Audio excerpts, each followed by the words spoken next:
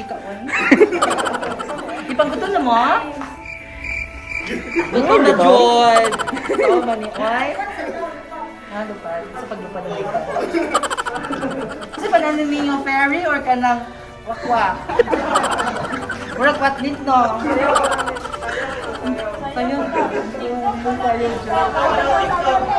What's up, Ketchup? It's your boy Tiu Tiu, and welcome back to my channel. Yay!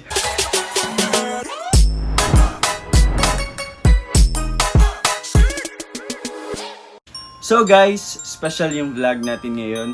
Kasi as we all know, we're celebrating Christmas, right? So bago ang lahat, gusto kong mag-greet ng Merry Christmas sa inyong lahat. And special ang araw na to, lalo na sa ating mga Pinoy. Alam natin yung lahat, di ba? Since Christmas is all about giving and sharing, na pagtanto ko, this year, sobrang blessed ako dahil din sa inyo. As in, na-feel ko talaga na sobrang blessed ako. Despite na maraming may pandemic, may mga hindi magandang nangyari sa buhay ko, pero nangibabaw pa rin yung pagka-blessed ko. So, maraming salamat sa inyo. And because of that, I want to share that blessing. Guys, as in, sobrang overwhelming yung blessings na binigay nyo sa akin through supporting me. And I want to share it lalo na sa mga taong nangangailangan. And before Christmas, pumunta kami sa mga orphanage, sa mga batang hindi kasama yung pamilya nila. Kasi nga ako, para 5 years ko lang hindi nakasama yung family ko sa Christmas. Parang sobrang ano na nga sa akin, lalo na sila na mga walang magulang, ganun. So gusto kong i-share sa kanila and tayo yung makakasama nila this Christmas. Panoorin natin to.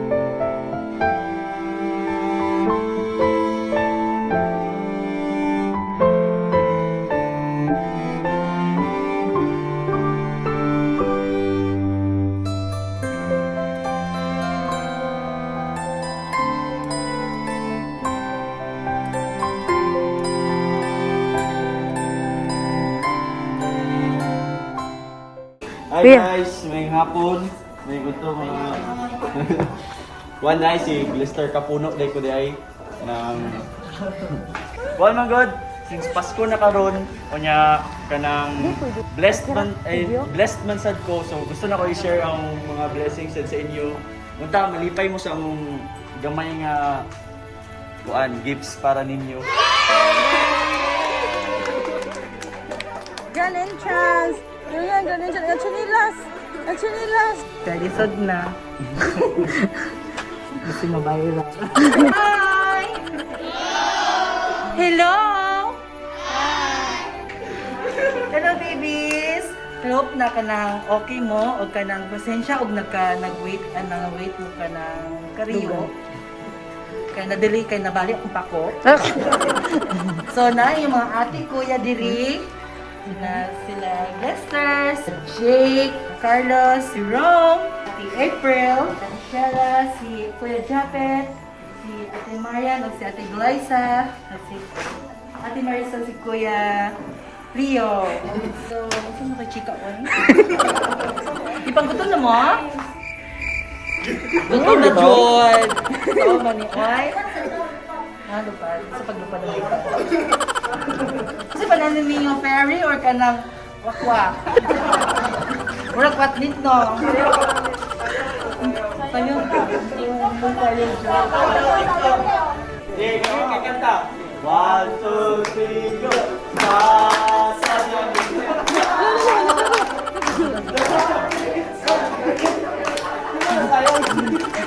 Na-amaze mo sa forma o na-hotdog? Ano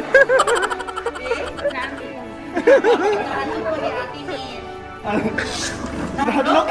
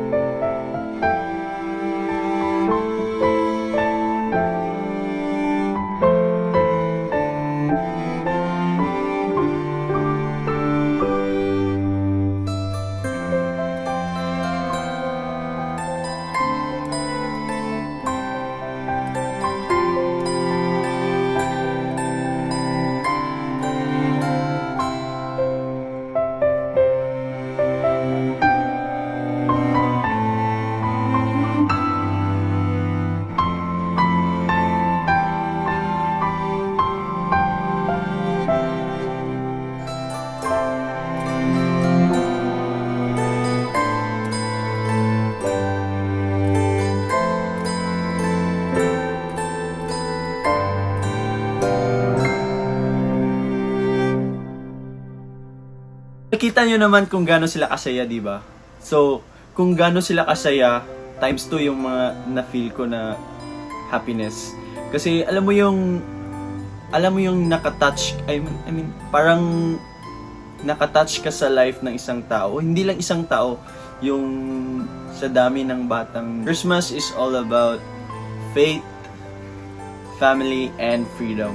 Faith, because it gives us hope na maging okay ang lahat despite sa mga nangyari sa buong daigdig, ay umaasa pa rin tayo maging okay ang lahat. Family, because it gives us love. Syempre, yung family is full of love. I know, hindi lahat, kasi hindi naman lahat perfect yung family, pero it's perfect on our own way. And kagaya sa amin, sa pamilya namin, hindi naman perfect yung pamilya. Minsan nag-aaway, minsan hindi nagkakasundo. Kahit na magkakaiba kami ng paniniwala, panindigan, nagkakaisa pa rin kami. And freedom, kasi it gives us the opportunity to practice our love and faith to each other. Best gift ko sa family ko is kung anong meron kami ngayon. Naalala ko dati, hindi naman kami ganito hirap kami dati na as in to the point na minsan nag-uulam lang kami ng asin. Tsaka yung paborito namin yung mantika tsaka toyo. Tapos may paksiw. Parang lechon na sa amin yung paksiw dati pag may paksiw kami. Parang lechon na yan sa amin dati.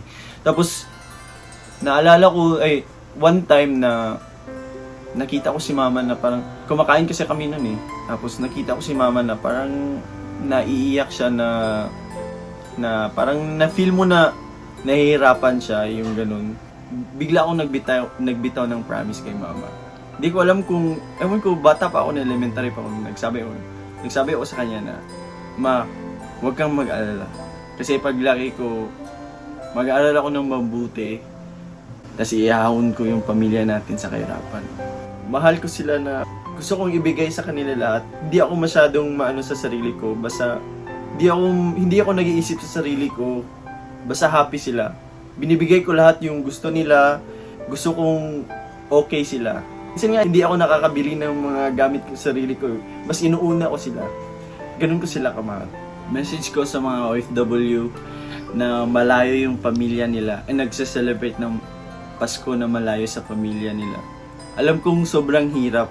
Kasi dinanas ko yan nung nasa barko pa ako. 4-5 years na pag nakarinig ka ng mga Christmas song, parang bumibigat yung dibdib mo na, di ba dapat pag nakarinig ka ng mga Christmas song, parang matutuwa ka or parang nafe-feel mo yung spirit ng Christmas. Pero nung nasa barko ako, hindi ko na-feel kasi malayo ako sa pamilya ko. Alam mo yung ganun. Kasi ako, ano nyo naman ako na family-oriented ako na tao. Yung parang sobrang ako sa family ko. Ewan ko pa rin, sobrang attached talaga ako sa family ko. Like, gusto kong ibigay sa kanila lahat. Di bali nang wala sa akin. Ganun ako, guys. Nararamdaman ko kung anong nararamdaman nyo. Kaya, be strong lang, guys. And higit sa lahat, pray. Gusto kong kung buo yung pamilya nyo, sana i-treasure nyo. Kasi hindi lahat privilege na makasama yung buong pamilya nila. Kung kasama mo yung pamilya mo ngayon, napakaswerte mo. Gusto ko magpasalamat sa inyong lahat kasi as in sobrang blessed ko, and it's all because of you sa unending support nyo. So doon po nagtatapos ang aking vlog. Kaya hanggang sa muli, paalam!